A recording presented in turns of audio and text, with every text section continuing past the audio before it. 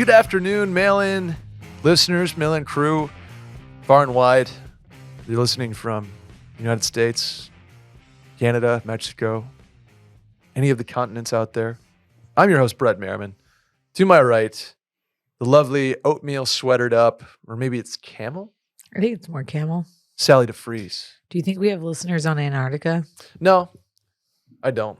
There's not too many. I mean, I'm sure there's people listening to podcasts there, but just statistically, I don't think we reach there. I'm trying to see your face so I don't have to look through a wire. You don't think that they're clued into the WASH network?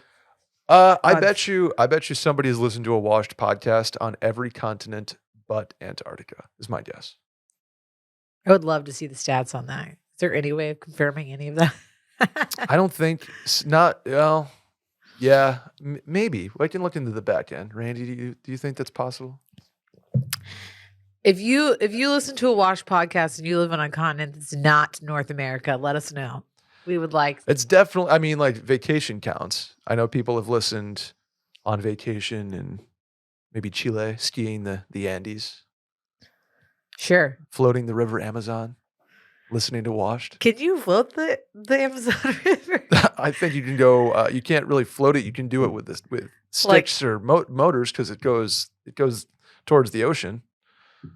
Yeah, I mean, I don't think you're like getting a straight up inner tube on the Amazonian. Oh no, River. I don't. I mean, sail it. You need to navigate the Amazon River. Yeah, I'm just saying you're not like floating it like you're floating. Like you're Randy in San Marcos. Correct. Like I'm pretty sure an anaconda would like just absolutely eat you. You just come around the bend and there's like wall to wall flotations and hammered co-eds. Yeah, that just getting taken by like random wildlife. Yeah.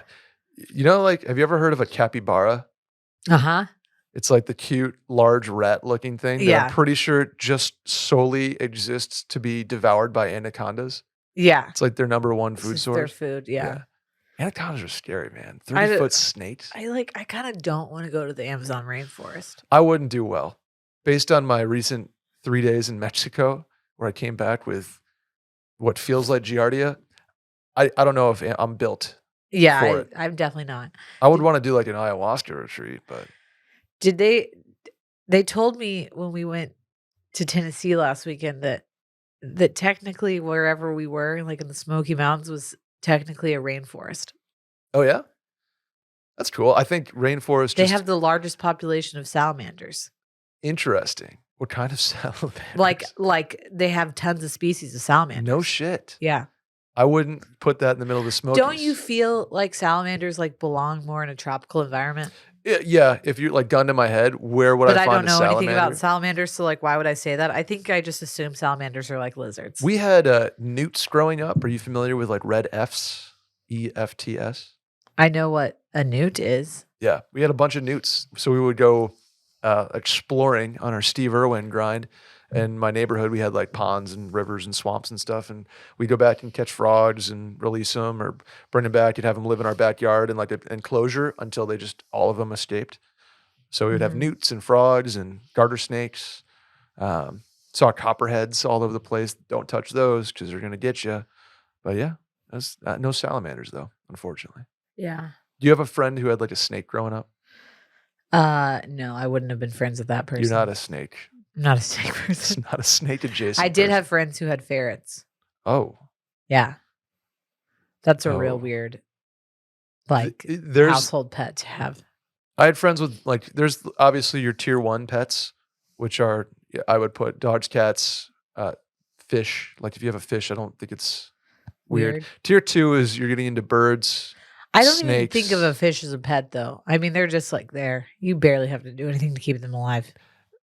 You're not wrong, but like there's people out there with like 50-gallon fish tanks that are like part of their. Like, I feel like that was a big thing in the 90s. You have a big ass fish tank. I'm gonna just take a little turn here. Oh boy.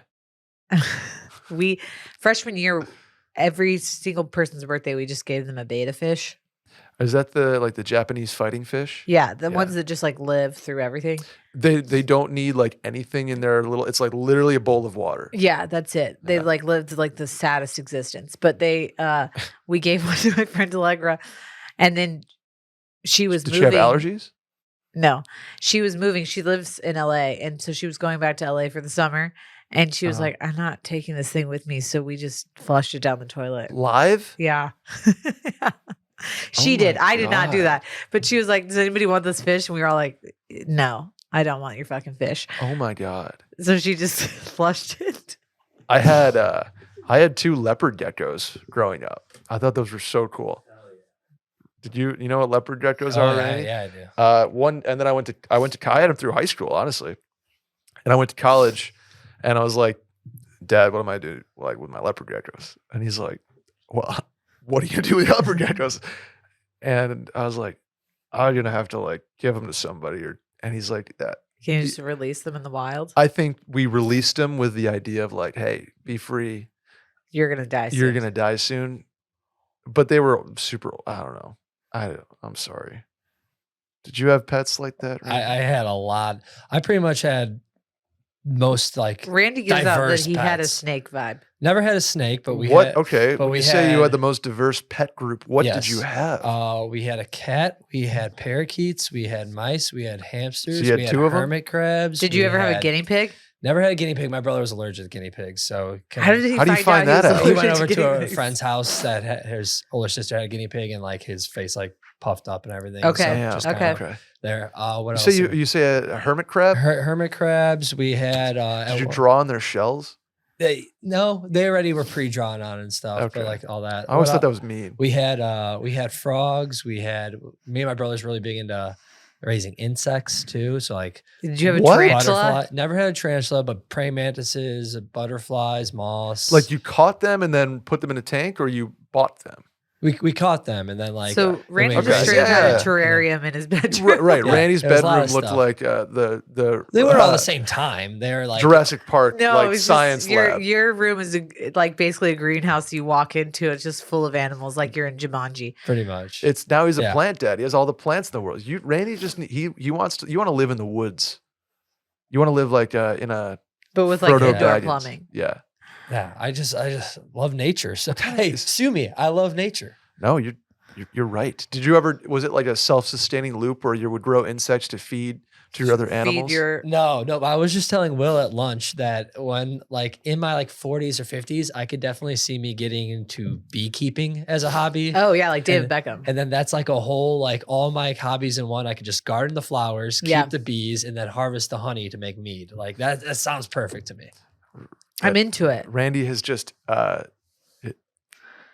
actually was like very terrified of bees growing up because of my girl.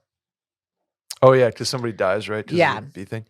And I now think that beekeeping is actually pretty dope. Like mostly after I saw the Beckham documentary Yeah. and saw David Beckham doing it, I was like, okay. Bees, I feel like On if you have a board. lot of them together and they're in their like bee environment, they don't really sting. Well, Like, you it's have kinda the like thing they- on too. yeah, You've you, got like, the pick whole up gallons of- beekeeper suit, and you've got Yeah. the face net on. Randy, there's a meadery in Tomball, Texas. There's one in Seguin that's like Oh, yeah? 45 minutes away. It's part of also a winery, Blue Owl Winery. It's Texas Mead Works. Blue Owl's tough, huh? Uh, That's a tough little blue Blue Owl. Yeah. Jared and I always talked about going, and then he Oh, moved. the Blue Owl. Winery like has Oh, a I was has a thinking of the Blue Owl meadery. beer. Is it? Does he like? Oh, wait, maybe it's "Ooh"? not Blue Is he Owl just because Blue sad? Owl is a beer. Is Yeah. a brewery. Maybe it's a different blue something. Hey, speaking of Seguin, your girl's getting a new car today. Will from was Seguin. telling me, yeah. Whoa! Let's fucking We are go. gonna have to start this podcast eventually. No, you know what? I think we're in like a morning radio mood. Like, we're just vibing. It's like anybody want to call in and we'll talk about your love life problems. Getting my new lease, getting a Tahoe Wow. from Seguin Let me Chevy, upgrade baby. you. Yeah, I did like your old car. Or I your do current love car, my but car. It's, That's it's being you're 2 kids. and- retired tomorrow. Yeah, R.I.P. Sad. GLC. Yeah, we're going Tahoe, baby. I love it. Blue Lotus love it. Winery, not Blue Owl. Blue Blue Owl is a Lotus brewery. Is a You're right, brewery. Okay. yes. Oh, the Blue Locust. Blue Lotus. Lotus. Blue Lotus. Okay. Are you excited about your new Tahoe?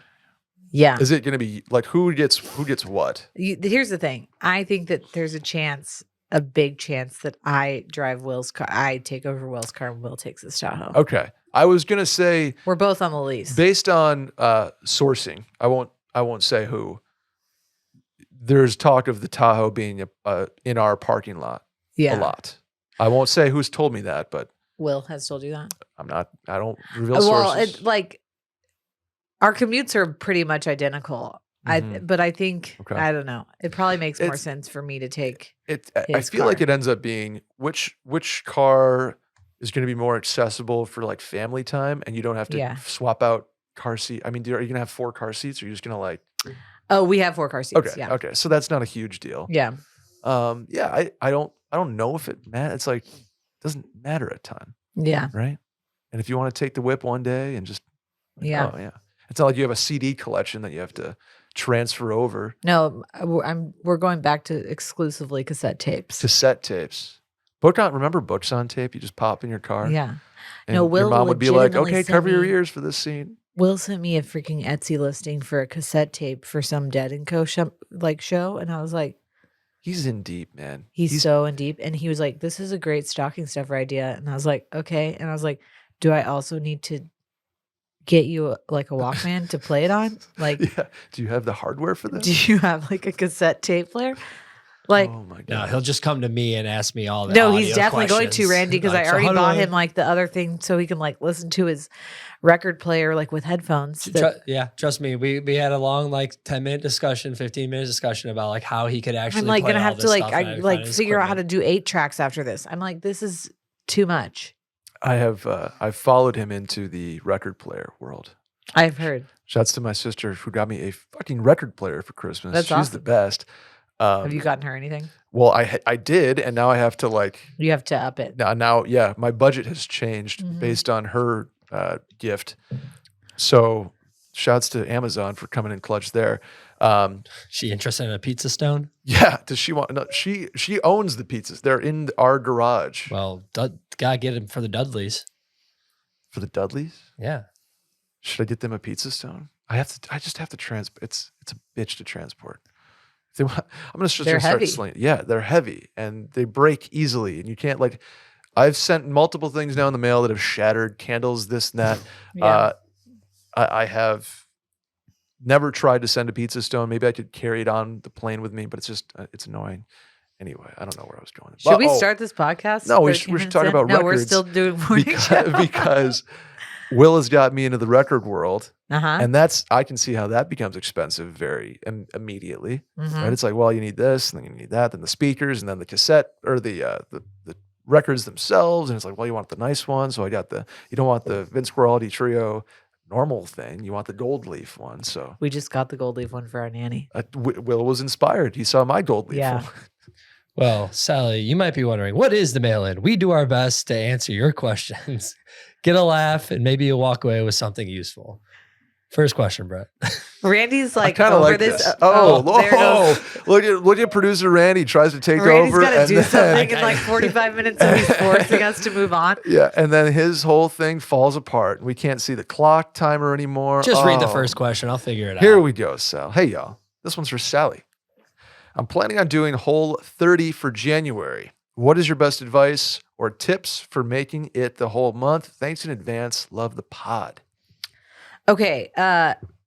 Whole 30 in January is actually decently easy because a lot of people are already doing sober January. What are the tenets of Whole 30, just real quick? tenets of Whole 30 are basically an elimination, quote, diet, but Whole 30 people will tell you it's not a diet, it's a lifestyle. Obviously. TM. No alcohol, no grains, no dairy, Out. no Done. legumes, alcohol, grains, dairy. Alcohol, bread, Legumes. cheese. That's pretty Can't much survive. it. Yeah. I Okay. think that's it. No sugar, like added sugar or anything. So you can eat like any whole food basically. Okay. Besides like corn, What's wrong with corn? because it's like a grain technically. Oh. Fucking A, man. Or you can't have like beans because that's a Okay, legume. No problem. No problem. But you can have Do you have like nuts? Like nuts, you can have legumes? nuts. Okay. So like any meat, any Fish, veggie. fish, veggies, fruit, Sure. nuts, eggs, Rice?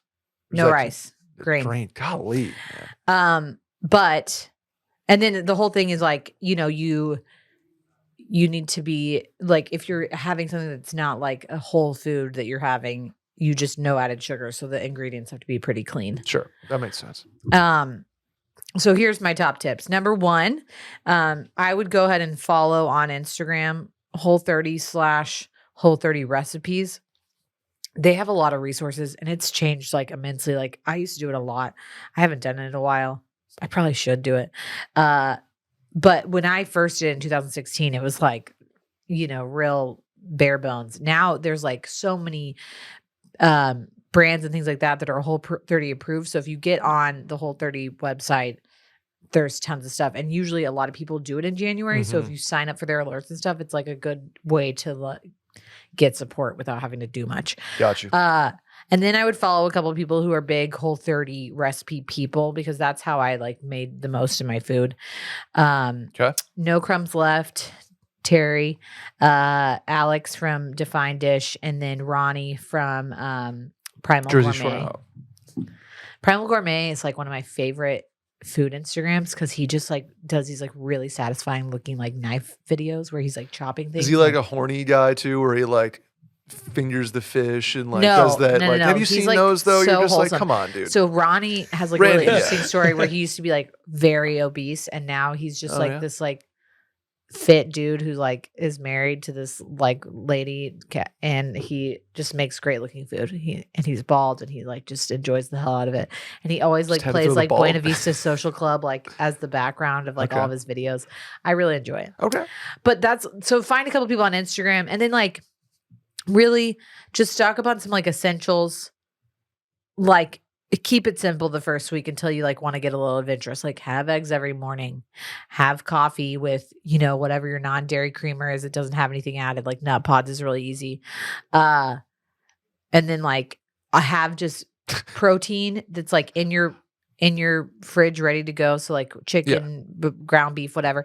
Like some of the easiest meals. Cause I think the biggest issue with Whole30 / anytime you're doing one of these elimination diets is you like panic and you're like, what can I eat? And you feel like you need to make these recipes. Like all you really need to do is like, I think Melissa Urban, who started Whole30, like says she's just like ground beef on shit. And so she will just like make roasted vegetables with like a sweet potato and then like put ground beef on it. And that's it. Yeah. Like that's the whole meal. I would hammer like lettuce wraps. Yeah. Just be like, okay, my vehicles have gone from a piece of bread or a bed of rice, perhaps, to the thing like greens that can hold my soy. We did like beef, Will and I every time we do it, we end up hammering like the same 4 or 5 recipes. That's what I would have to do. Yeah.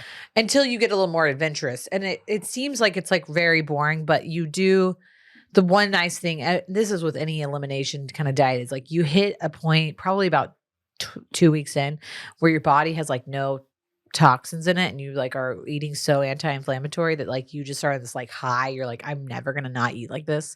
And you don't realize that like you've just been like trashing your body with alcohol and like milk for decades at this point. Yeah, decades. But the monotony of it gets really boring. Sure. So you've got to figure out ways. That's the same thing with dry January. So people are going to try to do dry January, like props to you.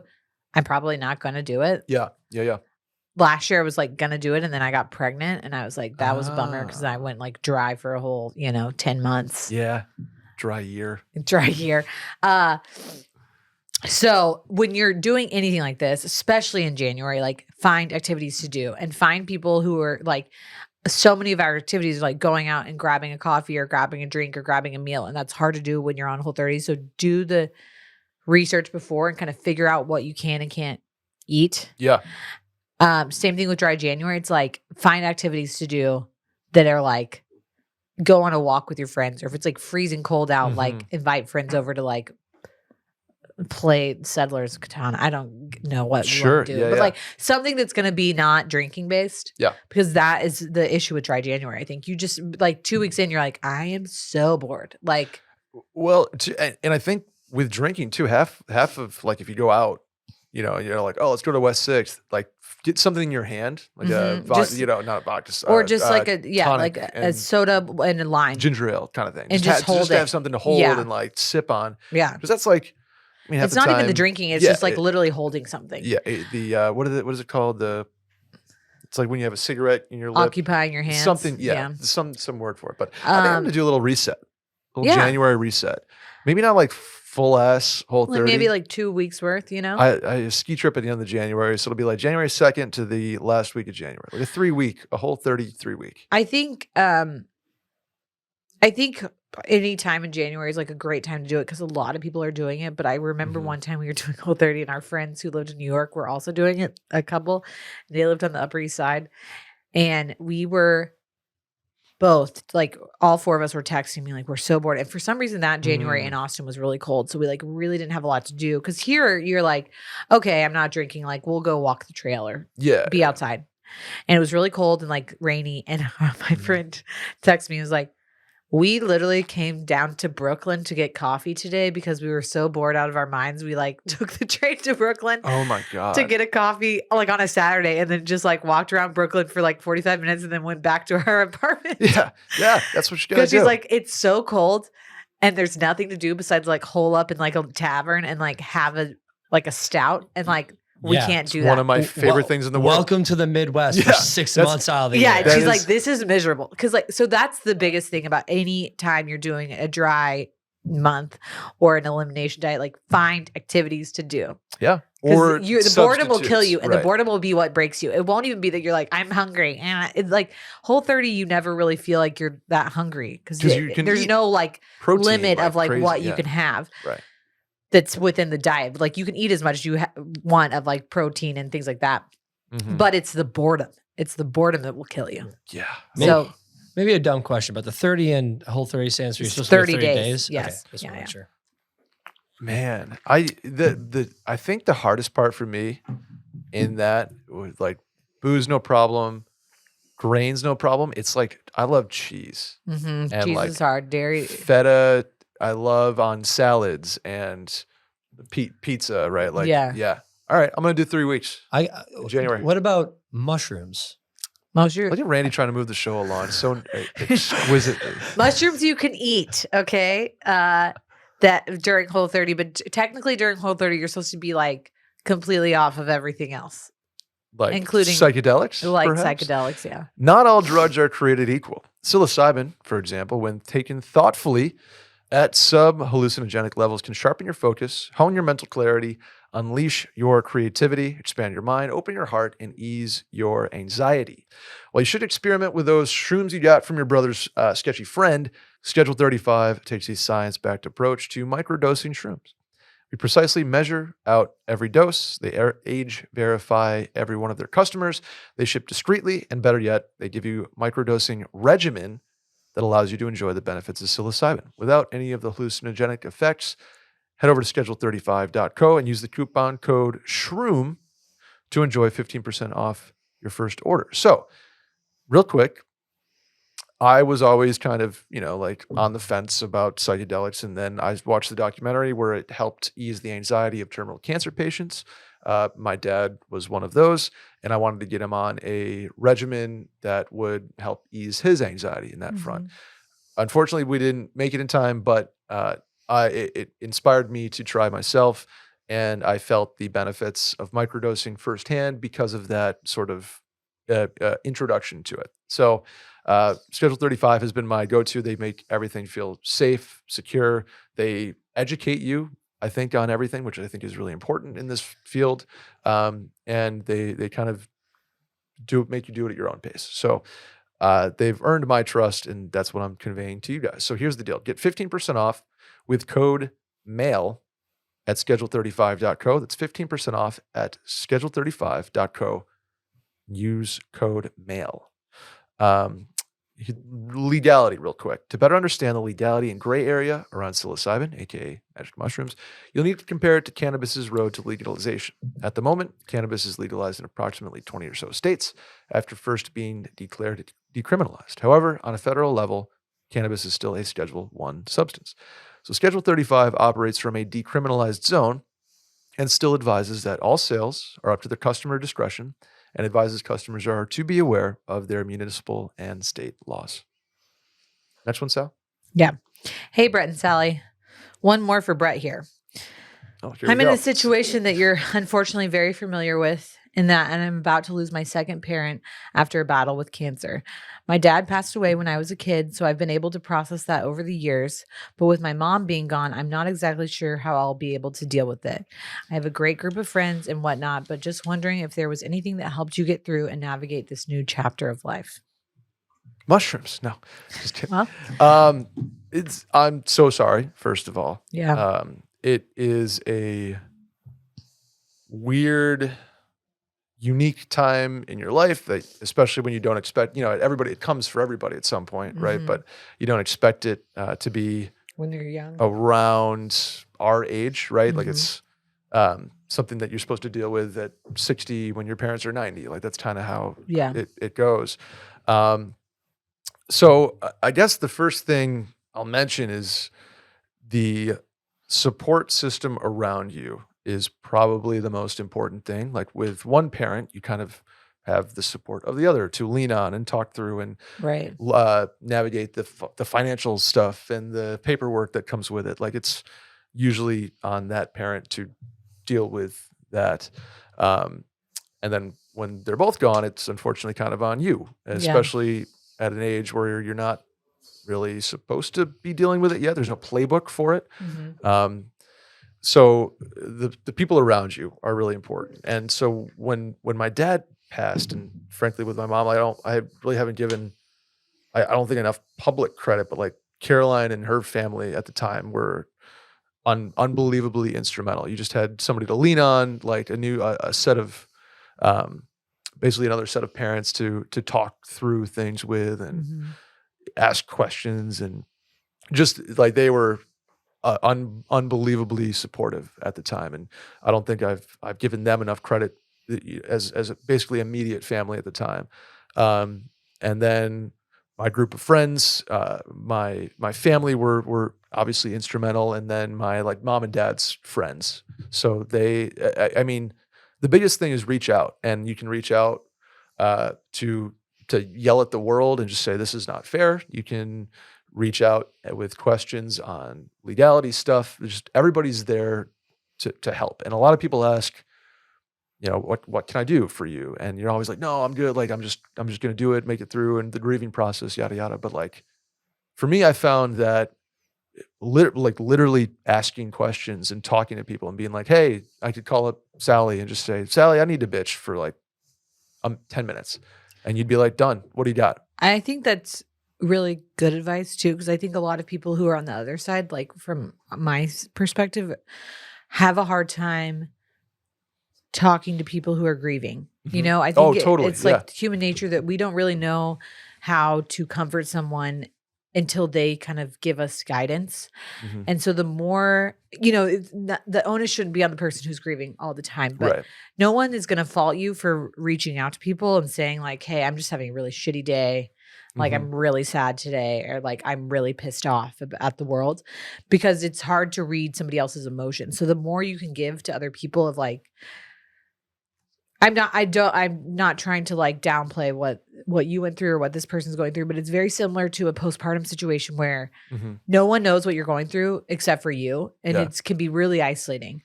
And it's Mhm. not, I people are checking in, let me know if I can help, blah blah blah, but no one knows what the right thing to say is until you kind of lead them there. Yeah. I totally agree. So the more you can be like, I'm I'm calling you because I'm just like pissed off Yeah. right now. Yep. And that helps the support staff, if you will, Yeah. kind of lead them in the right direction, because everybody reaches out with the right heart, right? It's like, Right. hey, I'm here if you need me. Let me know what I can do. And you sort of are inundated with that at the time of just like, I don't really want, I don't know what to do. I don't have like a desire to talk about stuff. And then as you kind of grow into the grieving process and you learn a lot, like for me, eventually it was Rachel who was such a huge support system for me. And then Right. talking about kind of, she had never met my parents, so she was able to keep their memory alive, sort of learning about them Right.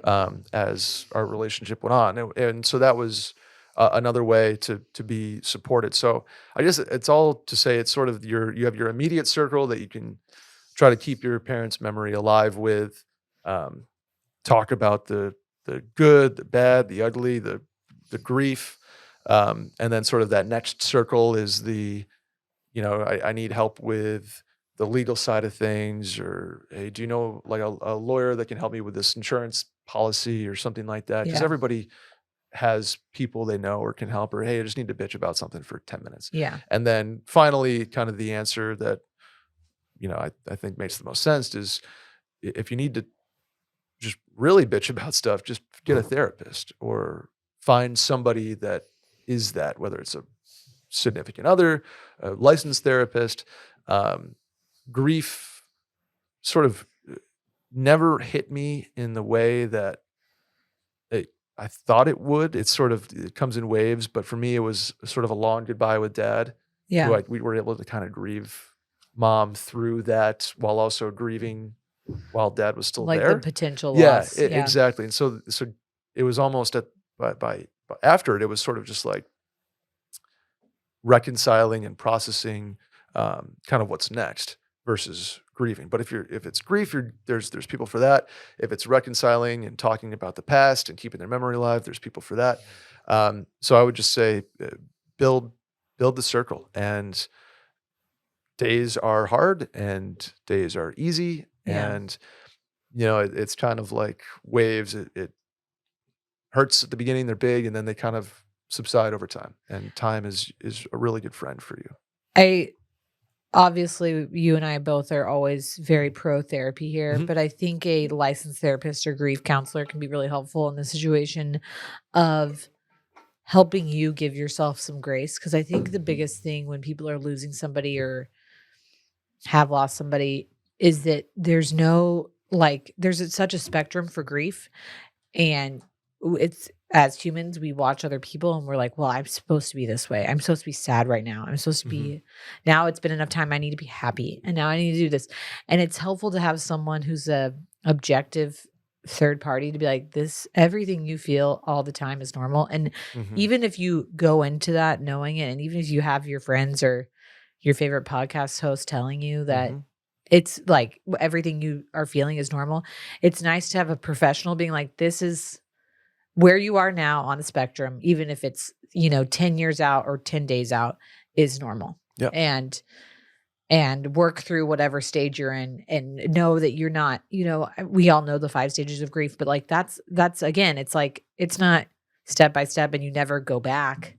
You're kind of bouncing around all of Mhm. those stages. And And you can feel you them all always at do. once Yeah, at time, yeah. And so I think that's really important, is to also give yourself grace and know that like every day, whatever you're feeling is completely valid. Yeah. No matter 100%. what the emotion is. Yeah. I kind of go back to I was very lucky to have the circle I did at the time Yeah. of my passing, with Caroline and her family and my immediate friends, um, and that's the people you lean on, and then you lean on new families as you go forward throughout time. But Yeah. it lean on your circle more than you think you need to, because that will soften the blow Yeah. and make things easier. Randy, did you have anything you want to add there? I know you've unfortunately been through. Nah, not really. You guys did a Same good stuff. job. I mean, and just everyone grieves in their own way. Yeah. I go through comedy. It Mhm. works for me. So Yeah, Yeah. I make jokes. dude, that dad duo over here. The The dad Dad jokes. Club. Yeah. It's like the worst club to be in. But It's you're not good. both Yeah. We're in it. members. Yeah. Yeah, and if you're a person who's not experienced that, and somebody tells like a dad joke, just smile and nod. Be like, Yeah. sorry that I'm not laughing. And it's It's fun to watch some Yeah, people yeah. squirm But Oh, away I yeah. when I think make it. that's so part of it. It's like, it's okay to make people feel uncomfortable. As Yeah. the outsider, it's okay to be uncomfortable. Yeah, Like, people are uncomfortable absolutely. talking about death. Yes. And it's, people feel like they need to like tiptoe around and say the perfect thing. And I think, especially when you've been through it, you're like, just be real with me. Absolutely. I think you said that one time. You're like, It- I don't want people being like, I'm so sorry. yeah, he was such a great presence and I'm so sorry. You're like, I want someone to say to me like, this fucking sucks. Mhm. And some people don't know that. So you can just be upfront with people like, this is what I need from you. Like, I Yeah. need you to listen to me just bitch Mhm. about how unfair this is. Mhm. You know? Amen. Let's do the next one real quick, Sally. Hey, Brett and Quick. Sally. I'm following up on your advice about my crush on the orthopedic sales rep. Asked for her number and invited her to our work Christmas party over text for the next night. Unfortunately, she never responded. Do you have any advice on why she would give me her number but not respond, knowing I'm going to see her at least once a week? Thanks. Nope. Okay, here's the thing. If you want someone to respond to you, you got to do it in person or over the phone. And I know that's scary. Okay, like 100% response Like rate. they don't have an option at that point. Correct. It might be awkward. She might have said no. Like you might put her on the spot. Obviously, the text is an easier way to go here, where it's like less of a blow. If you text, she doesn't respond. There's always the chance, oh, she didn't get the text, or her service was bad, or she saw it and she never responded, but the whole message just typed out. She never pressed send. All of those can go through your mind. You got to let it go. Let it go. Be water, or let it roll off, whatever, roll off your back. It could have been, hey, you invited her to a work Christmas party the next night. She could have had something going on. She could have had like, ooh, that's a lot. Like, I'm not trying to mix work and pleasure like that. Just immediately. There's a lot of excuses here. And they don't all mean that she's like, I'm never talking to you again. I think it just probably was a lot at the time, pretty immediate, and not saying anything's over, not saying anything's great. It's just kind of like, let this one totally go and continue on the path. And just honestly, I think the biggest thing with texts like this, especially like almost near, not rejection, but like towards the beginning of a relationship, like maybe you go on a date with somebody and they never call you back or whatever it is. At this point, there's no like mourning the loss of a relationship. You didn't have any. It's totally ego based. It's like, oh, okay, now what? Like I'm a loser. She didn't text me back. Yeah, you got to let that roll off, like you said, and just move on. And like, there's no like, oh, I'm gonna like, because you never had any sort of relationship with her. You don't have to like have revenge by looking great, whatever. Just act normal. And the next time you see her, don't be like, oh, I texted you and you didn't text me back. Don't do that. Just be normal and like move on. And she probably won't, if she purposely didn't text you back, she probably wants to move on and just like be professional at work. So just do that. And if there was a reason why she didn't text you back, hopefully she'll tell you like when she sees you in person, like, oh, I meant to, and time got away from me, whatever it is. But no loss really here. Like a little bruise to the ego because you like asked her out and you see her at work, but like at the end of the day, who cares? You know, like we're adults. Let's move on. Right. You had a crush. Let's just blow right past it. This reminds me a lot of a question a couple weeks ago when a guy said like, I like texted this girl and then she got back to me that she wasn't ready to date and like she'd hit me back up in a month. With these things that you're going to be asking your question why people like gave you your number all the time, they don't respond. It's just simple as this. It is what it is. It is what it is. People are nice and cordial, and if you have any sort of relationship, maybe they're happy to give a number, and it doesn't mean that it's gonna turn into Sally and Will. It just can be. It is what it is. I think, especially at these, like it makes more sense to like do a deep dive if you're like 3 months in and then they ghost you. But like something like this, you're like, we just aren't compatible. It didn't work out. Whatever. Yeah. Just move on and act like everything's normal. What's the over-under on how many times it's mentioned the next time they see each other? 3. Yeah. You know what the over-under on the Raiders-Chargers game is? I have no idea. I don't either, but you can find out at Prize Picks because that's what you do. You bet more or less. That might be your best transition yet. How about that, Randy? Prize Picks is the largest daily fantasy sports platform in North America. They're the easiest and most exciting way to play DFS. It's just you against the numbers. Instead of battling thousands of other players, including pros and sharks. I think I made this joke. I didn't know the Sharks could play fantasy football. So great. You pick more than or less than on 2 to 6 player stat projections and watch the winnings roll in. Want to play alongside of some of Prize Picks' favorite players like rapper Meek Mill, comedian Andrew Schultz? Well, you now find community plays under the promos tab of the app to view entries from some of the biggest names in the Prize Picks community each week. And with basketball season here, Sally, you can now pick combo projections across football and basketball from the Specials League, a league created specifically for combo projections that includes 2 or more players from different sports or leagues. For example, you could do LeBron James and Travis Kelce at a 10.5 combo of 3 points made and receptions. I take Wow. the over there. That's like 8 receptions for Kelce, 3 threes for LeBron, and you're there. How about that? Big fan of Prize Picks. Big fan of Prize Picks. Like playing their over/under combo games. Yeah, I mean, all the Swifties out there can just, all you have to do is follow Travis Kelce, pop another person in there. Easy. Bada bing, bada boom. Here's the deal. Go to prizepicks.com/mail and use code MAIL for a first deposit match up to $100. Again, that's prizepicks.com/mail and use code MAIL for a first deposit match up to $100. Prize Picks is the daily fantasy sports app made easy. Next one, Sal. Is it my turn? Your I turn. think so. Okay. Hi, Sally and Brett. I'm a 27-year-old living in the Southeast, and I have a bit of a conundrum. Here's the background. One of my best friends from college is getting married next weekend in Wisconsin, and I'm a bridesmaid. I've flown up to visit her a few times and have become acquainted with her fiance's roommate. Let's call him Steve. Nothing serious has ever come out of it. We have each other's contact info, but don't talk or text at all. And I don't miss him when I'm not there.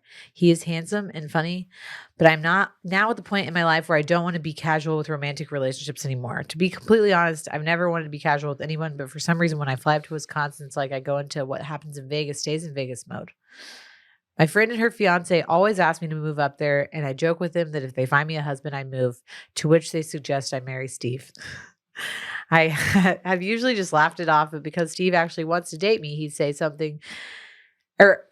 Because if Steve actually wanted to date me, he'd say something, right? And regardless, I'm not interested in long distance dating, and Steve is not someone I'm interested in actually dating at all. Here's the problem. My friend did not allow me to have a +1 to the wedding, so I won't really know anyone there except for the bride and the groom and Steve. In a conversation we had last time I was up there, Steve said he'd be my date since he is also in the wedding and would not be receiving a +1. Because I was in Vegas mode, I totally agreed and we moved on in life. Now that I know I don't want to mess around with him again, I am unsure how to avoid his advances without coming off like a total bitch. My close friends have even suggested that I don't drink at the wedding at all, which would be a bummer, in order to be as sober-minded as possible to avoid/deny his advances. I feel safe around him and like hanging out with him, but I don't know if I get too close, I might do some things that I will probably regret. Do you have any ideas on how I can keep my composure when I will be in Wisconsin for a total of 4 days and the whole bridal party is staying in one Airbnb, including Steve? Willing to make it weird, so open to any creative suggestions. Okay, so she's hooked up with Steve, but she's not interested in dating Steve. And Apparently. But she also is like, she kind of gives it like, if I get too close, I might do some things that I'll regret. So does she not want to, or does she saying she doesn't want to, but kind of like saying she doesn't want to? And I'm going to give you permission, just have the 4-day Steve cleanse, or excuse me, get it out of your system. I was going to say an F fest, but that's what I mean. Yeah. But I didn't want to be really crass. A 4-day F fest. Well, I'm trying to cut out cuss words in 2024 so that my son doesn't start. Well, it's 2023, so go ahead, let it So fly. have a 4-day fuck fest. So that my son doesn't start copying me and saying the F word. Okay. Personally, I'm like, what's the loss here? We're consenting adults. If you are somewhat attracted to him and you have no but if you're turned off by it, and this is where I'm like, do you feel bad because you're like, there's no future here and I don't want him to think there's something? Okay. Or do you feel bad because you are a woman and you feel like you shouldn't just have a 4-day fuck fest? Okay. Because women feel like that sometimes. Mm-hmm. Or are you literally like, I want nothing to do with him and he's fine, but so there's a spectrum here. I need to know where she's at. I need to know too. I need an honest answer on where she is in the spectrum. If she is at the end of the spectrum of Steve is fine, but the thought of his body over mine repulses me, then you should, even your drunk mind should know, we're right. We then ain't there's doing just this. no attraction, right? And then no is plenty. No, yeah. The reason I don't think she's there is because she's like, if I get drunk, shit's Who- gonna hit who the knows? fan. Who knows? Whatever. Yeah. To which I say, have a little fun, girlfriend. You know? But there's nothing wrong with it. It's almost like she like wrote in her journal, I'm not going to be casual with romantic relationships anymore. And she's like, I'm going to stick to that. But there's like, if that's to just, me, if that's just like 4-day, like the Wisconsin wedding is not being in a casual relationship. That's just like right. having your like, like you're, you know, a trip friend, but you have one on like who's part of the wedding, and y'all just like act like you're a couple for 4 days, and then you just like break off to never talk again. It's great. It's the best of both worlds. You get the wedding date and like the fun, like we're living in a rom-com situation, and then you're just like, okay, bye. That's I was going to say. Talk to you never. We have another rom-com situation. Like personally, I think that's the way to go here. I don't just. It's not like she's like, oh, he's handsome and funny, and we've hooked up before, and like if I get drunk, I don't know. It feels like there's a little bit of. Is she worried about like upsetting her friends and or Steve? It doesn't sound like that. It sounds like she made an internal pact, and she's like, I'm sticking to it. Okay. Unless I don't.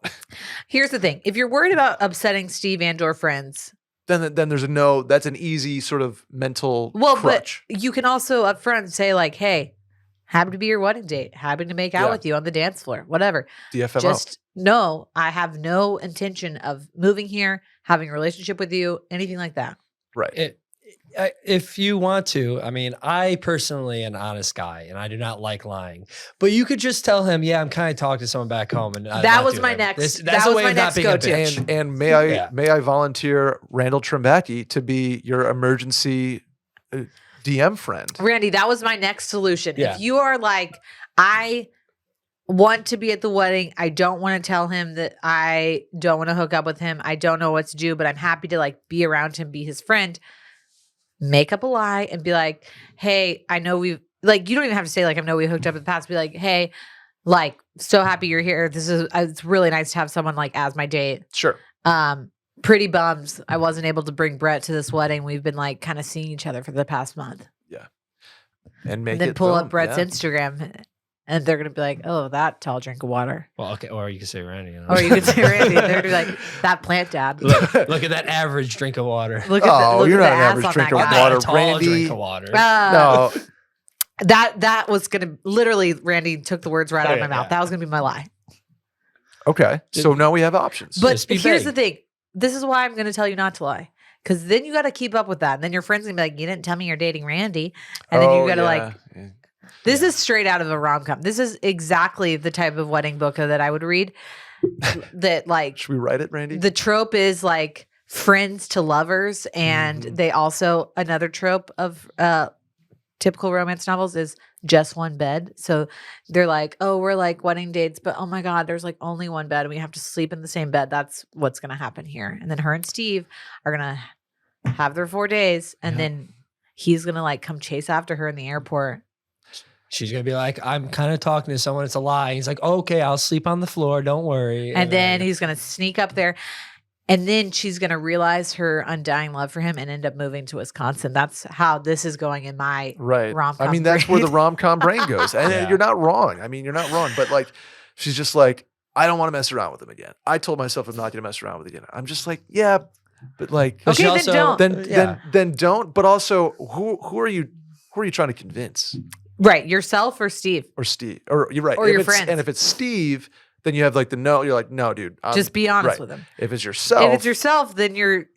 And you're looking for us to be like, you go, girl, fuck Steve. In like the mean way, not the not the physical literal way. sense. We're not those people. We see right through you, girlfriend. Unfortunately, we do. Be your Vegas self in Wisconsin. She said when I go to Wisconsin, I turn into Vegas. I go into Vegas mode. Do it. Yeah. Or don't. And I think it's an easy white lie too. Cause she said the only people she knows is those three. So she could just be super vague and be like, yeah, I'm talking to this guy. Sure. And then like not really go into deep of it. Yeah. And it's also casual, not like, oh, it's serious, but it's enough that I don't want to hook up enough with that I feel someone. weird about hooking up with someone else. Yeah. Yeah. Or we gave you options. Or you find somebody else at the wedding. That gets pretty messy. But I mean, you could do it. Absolutely. If you're not planning on hooking up with Steve, like you, you know, like, I don't care. And just, I mean, I'm or you just can saying, sit in your room and be this is celibate. the and- literal prologue to some romance novel that I'm going to read next year. It's like Stacy and Steve the opening at the like, wedding, Wisconsin wedding weekend. The cold open is like the morning after hookup, like morning after their first hookup. When and he invites her to be her date to the wedding, his Yeah. date to the wedding, yeah. And they're just like drunkenly like. And then she's like, "No, yes. I feel bad. I can't do that."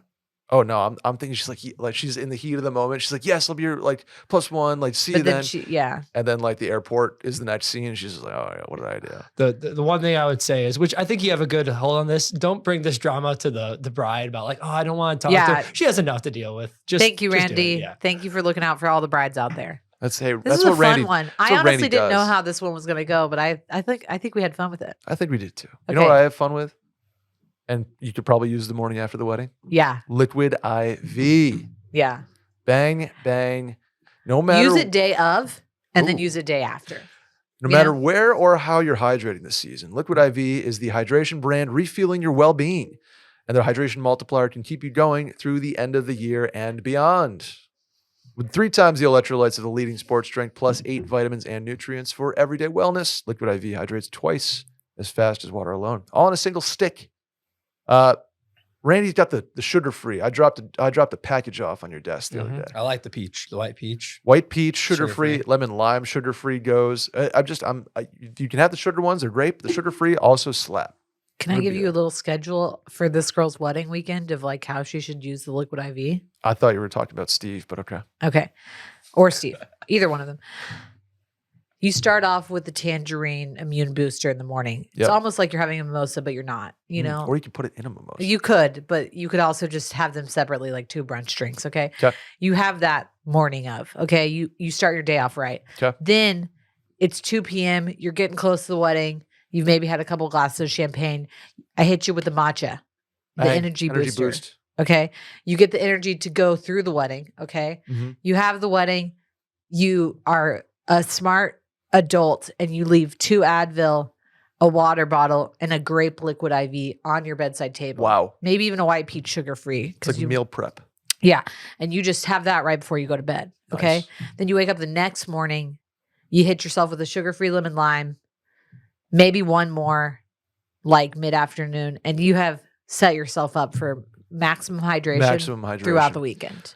I love it. I think that's well done. Thank you, Sally, for that You're welcome. itinerary. You are an itinerary maker. Yeah. I'll give you a real quick anecdote. I went to Mexico last weekend. So we heard, Unfortunately, somehow I thought I was careful.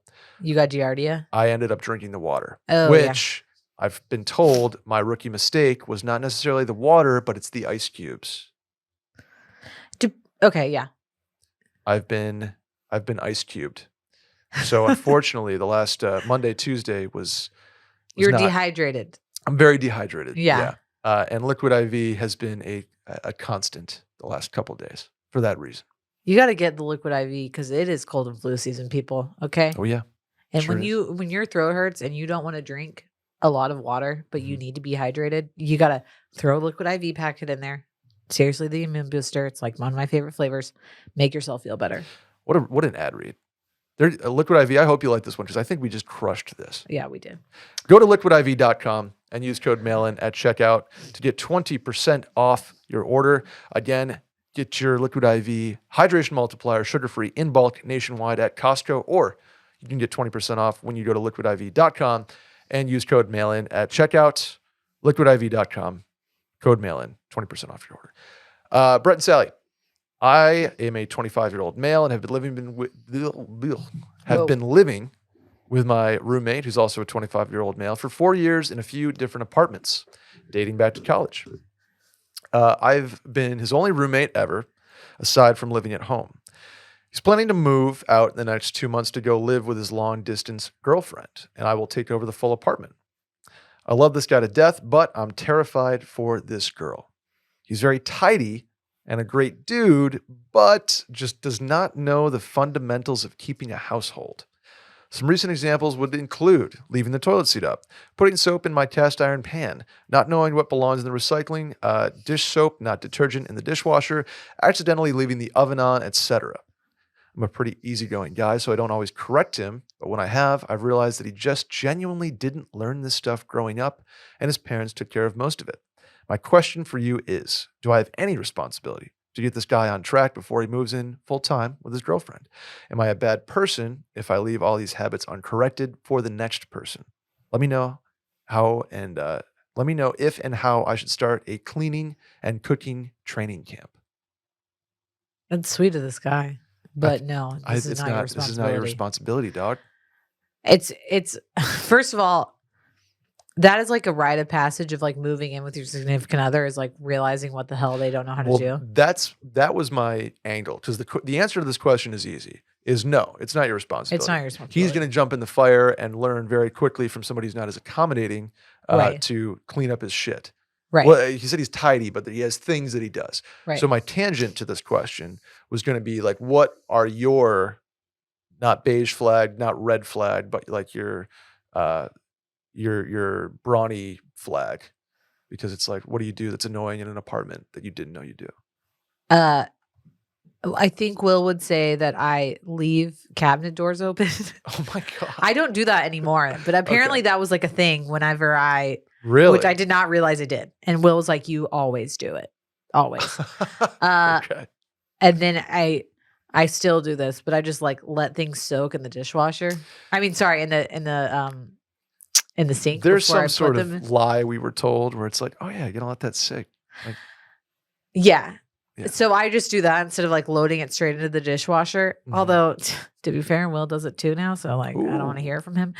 And then he would also say that I do not load a dishwasher correctly, Okay. which I think is a personal preference, to be honest. Like I know how to load a dishwasher, but like I think he's just anal and he likes it a certain way. Is there correct or is there like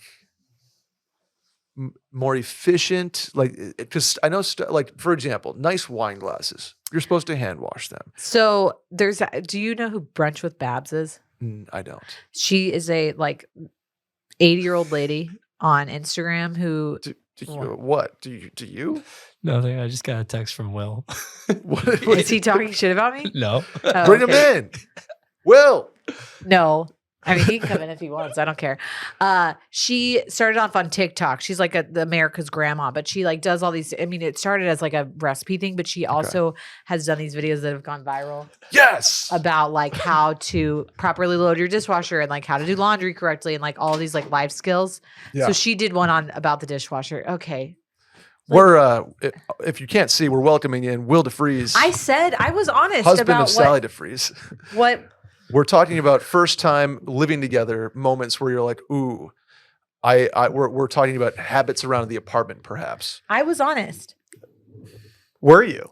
Yeah. I heard you say that you used to let things soak in the sink. I said And now- and- I didn't say I used to. I said I do that and that you also do it. I thought I heard you say from out there, and maybe I was muffled by the curtain in the studio, that you don't do that anymore. No, I said I did that. What I said I didn't do anymore was that I leave, or I do less, is that I leave cabinets and drawers open. Is that true? Yeah, that doesn't really bother me though, because that's an easy fix. But like I didn't realize I did that until you and I started living together. Yeah, no, you definitely do. The thing that you do the most though, which is difficult because our counters are not the easiest to clean, is that when you're making something, you somehow get more food on the counter than anyone I've ever met in my entire Ooh, life. Are you a not an efficient mixer, perhaps, or maybe in a pan? No, the issue is that we make peanut butter and jellies for Fritz, and that I like will set the knife down while I'm like getting the sandwich ready. Straight on the counter? Exactly. You gotta exactly. hang that exactly. over the sink. What Exactly. are you doing? You got to hover that over the sink. Because I am protecting the peanut butter and jelly from our dog, who, if I turn my back, will literally like snatch it straight from the counter. Don't blame Rosie. This is no. It's just what you do. Like I've accepted it at this point. It's just that like we don't have dirty counters, but after you do something, I always kind of know like, hey, don't like set a piece of paper down there or something. Don't put like an envelope down. Do you know what Will does? Do you have a designated box breakdowner in your house?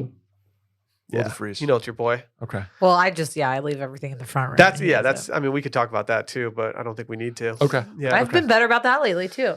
Yeah, but it's Christmas time. You know, you gotta hide the presents. You gotta make sure you don't see what box it was and stuff like that. So it's kind of a necessary. This time. is Will's Brawny flag. Okay, what's Will's Brawny flag?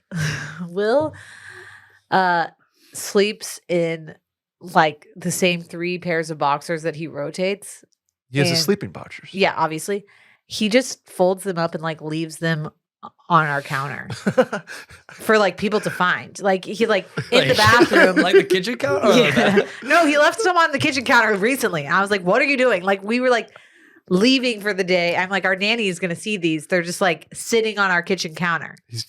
He just leaves his sleeping boxers folded up everywhere, like on our dresser, on his bedside table. I'm like, if you're going to wear them again, that's fine. But like put them. So you're the solution would be putting them just back in the drawer or until like tonight. Somewhere else that's like more accessible, like a little like accessible, but not out in the open for our guests to find. Or that's fair. Yeah, that's fair. Hang them on the side of the hamper. Here's the thing: we don't have any clothes hooks like around. That is untrue. We have so many clothing hooks in our closet that you have completely commandeered for all of your different work shirts and jackets and pants that you just hang stuff on. And so to answer this guy's question, she'll figure it out. Yeah, that's the thing. This is a rite of passage of moving in with somebody. Right, you get your Brawny flags out of the way. We have been Why together. Is it called a Brownie flag? Because the Brawny man. Yeah, it's like what do you do? Something around the apartment. I'm a bounty guy. Bounty. We also are bounty people. Yeah. How long have we lived together? Probably since 2018. Well, hold on. Did we get more saps? No, your boy went to the gas station and picked this up. But it is good to see that the Saps boys are getting stocked at the Shell station down the street. But anyways, 5 years then? So we've lived together for 5 years? Sure. Yeah, something like that. And like still doing stuff that annoys the other person. Like that's just part of... That's part of living together. But I think being a 25-year-old male, you have to have somebody who like forces you to grow up like that. Of course, yeah. Not to like shit on my little brother, but my little brother... literally did not do any of his own laundry till he moved to Houston for law school. And because my mom did it all of college, he's like all the 4 of us, like all the 4 girls all knew how to do our own laundry, like make our own lunch, etc. Harry was not that kid.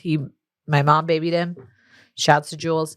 But literally when he moved to Houston, my mom called me and was like, you have to go over and teach him how to do laundry. And Harry, between like a YouTube and my tutorial, like we taught him how to do laundry. Yeah. I've been doing my own laundry for a very long time, and I'm very proud of that. Yeah. I'm just saying, I don't remember even when I started doing my own laundry. But I'm saying like there are things that males, especially if you had sisters where like your sister probably knew how to do shit like from the age of like 8 on. And like something about mothers and sons, they just baby the shit out of them. I will probably do it to Fritz and Charlie, but like, there's like random tasks that they just do not know how to do. Yeah, when it's on the laundry front, I've lived by myself for a long time at this point. I'm not good at it. Like my clothes don't come out nice. I know what to hang. When they hang, they're wrinkly. I'm not good at laundry. I don't know if that's the device I'm using. If it's not up to snuff. Probably the settings you're using. I'm just doing normal and just kind of like. I know, but like there's specific clothes have to have like be washed in certain, usually cold water is going to. Yeah, I'm cold. But it normal. like has to do with like your spin speed and like how you're drying things and like the temperature you're drying things on. I didn't realize till like literally like last month how important spin speed is. Yeah. It really changes the dynamic of stuff. Like, are you a guy who takes his pants out of the dryer and they are just completely wrinkled and like at the bottom? See, you might have too much spin speed going on. Really? And when you take your pants from the washer to the dryer, you should always, instead of just like fully transferring them over, like get them out and like kind of like straighten them out and then put them in the There are some pants that I have that just will not do that though. I need to be better at folding after they are dry because I think that makes a big difference. That's a big issue in our household on my front is that I put stuff in the dryer and then I just let it sit there until Will's like, we have to do laundry. And I'm like, damn it. These clothes have been here for like 5 days. I've been waiting for the laundry situation to get cleared for like a week now. And there's just been stuff sitting there. Like the Panama Canal. Will can't get his thing going because clogged up. Suez Canal. Also the Panama. Any canal, really. If I folded your laundry, would you actually like that? Yeah, I would love that. I don't think you would. I think Ooh. you're too Folding- particular. no. The way that you correct me when I'm folding like Fritz's laundry and stuff, you're so particular about What it. does Fritz need a fold? Can he kind of just like That's right? how I feel, Brett. I'm Okay. just like, whatever. If someone folded my laundry, that is the chore to me that I hate the most. Acts of service, Will. Is that your love language? All right. Will came in here to dunk on me, and I just want to say, like, I owned up to all my shit. You're No, everybody's barely got- owning up to everybody's it. You kind of did. You did blame Rosie at one point For the for potential of peanut butter steal- on the counter. We all have Brawny flags. I think What's mine. yours? I think mine. I know what mine would be is. I have a bathroom trash can, Uh-huh. and it's just a popular like blow your nose, Uh-huh. like ear pieces, and I let that get pretty high just because it's like it's not. There's nothing Well, gross, and you don't have like I a don't dog have a who's dog. trying to It's eat you. it. It's Yeah. me, and if I lived with somebody, that would be a difficult habit to break. Yeah. I'm sure I have more. I mean, and also I live by myself, so like if I have a plate in there for 2 days in the dish, like in the sink, Yeah. I'm responsible for it. Right. I don't keep a well stocked fridge. I rely heavily on meal kits. Carve. There's, Yeah. I'm sure I have, but they're all. I live by myself, so they're kind of like. Yeah. That's just it. To answer this guy's question after like 10 minutes. No, it's not your responsibility. He will make those adjustments when he moves in with his girlfriend. That's the cross that we girlfriends bear. Like you just got to make a man grow up. Sometimes you gotta be like a little bit of mom, but like a little bit of stern mom. Like I never realized the amount of hair that would be, and Will could say the same thing about me. Hold on a second. That's your thing. Is that I shed a lot of hair? Yeah. No, just I mean you as in the female Yeah. plural. But like the amount of hair that's all over our sink when Will shaves, like No, incorrect. Incorrect. Egregious. Yeah, it's the guy's facial hair and the girl's like long hair. yeah, exactly. I'm not considering how much facial hair I have. It's really not that bad. what is your just so you shave in the sink Yeah. and then swish it down, and that's kind of the. Yeah. But there's always like just like whiskers around. There's whisk. I mean, Look at me. Look at me. Okay, but like clean them up. You married a better. lumberjack. The Brawny man. lumberjack. Mhm. You married the Brawny man. Yeah. His Brawny flag is he is the Brawny man. Okay. Thanks for hopping on with us, Will. Yes. He Great to was be here. way too excited to do that. He like came sprinting in. Like any chance to dunk on me. Any chance to have Will on? We're gonna take that's Will deFries of Circling Back, Sunday Scaries, and Retail Therapy, Known as my husband. and Sally's husband. Of Sally's husband fame. That's gonna do it for us today. Sally, anything before we bounce out of here? No, that's it. That's it. That's all. We'll do something next week. I will be in New York for the majority of the week, but I think I might be doing a guest mail In New York. Oh, Yes. fun. TBD. I got to talk to Randy about the remote setup if we still have that capability. Okay. But if so, we'll have a thing. What if I just totally vetoed that and I was like, no, you're not allowed to do that. You're just jealous. You're like, "No, I'm jealous. Like you Don't- have to run every guest by me. can't cheat on you with a guest in New York. No, you absolutely can. That's fine. We'll do something. We'll put something out. Whether I record something with Randy on Tuesday or if Sally's around Tuesday, we'll have something out next week for the holidays. You'll get some questions answered. And if you send us Christmas ones, then we're most likely to do it. Yeah. More likely to do it before you leave. Christmassy. The more Christmassy, the better. How about that? Give us all of your holiday questions. Beautiful. That'll do it for the mail-in. Please subscribe, rate 5 stars, review, and tell a friend about the show. Write it in at the Twitter bio at Mail-In Podcast. Sally, where can the people find you? Sally deFries on Instagram and Twitter. I am Brett Merriman at Schmerriman on both those platforms, and we'll see you guys. We'll do something next week. I promise. Okay, bye.